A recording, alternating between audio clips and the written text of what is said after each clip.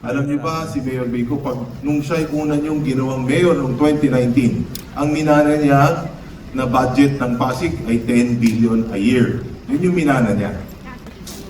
Nung siya'y ginawa niyong mayor, nagkaroon pa tayo ng pandemya.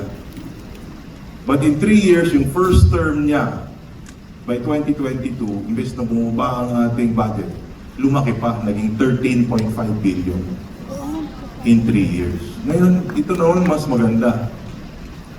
2022, binigyan niyo naman si Mayor Vico ng mga kakampi. Kasi nung una, siya lang mag-isa, di ba? Sa lokal. Of course, kasama niyo si Congressman Roman.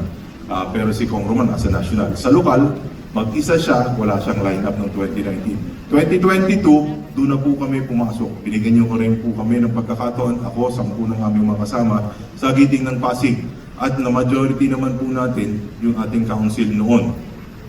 So from 13.5 billion, in 3 years, alam nyo magkano budget natin ngayon?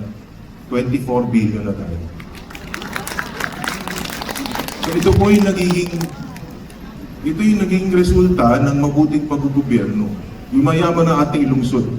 Kaya din, dumami ang mga barangay health workers po natin.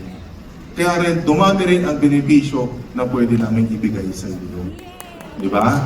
So, kaya kami tuloy-tuloy na hingi ng inyong tulong, suporta at tiwala, no, doon sa mga programa po ng ating lungsod. Yes, yumaman ang ating lungsod, pero sa dami naman ng nakatira sa Pasig, hindi pa rin sapat. Kahit na gusto namin ibigay lahat, hindi po talaga sapat. Alam po natin yan.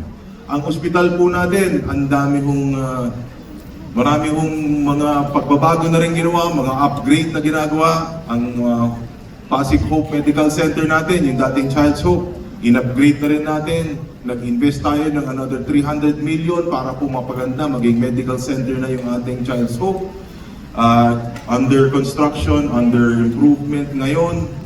Pero kailangan pa rin ma-decongest ang ating mga ospital. Kasama na rin ang PCGH. Bakit? Kaya po napaka-importante ng papel ninyo eh. Kasi pag naaalagaan natin yung ating mga community sa barangay level pa lang, nadidecongest po natin ang ating mga ospital.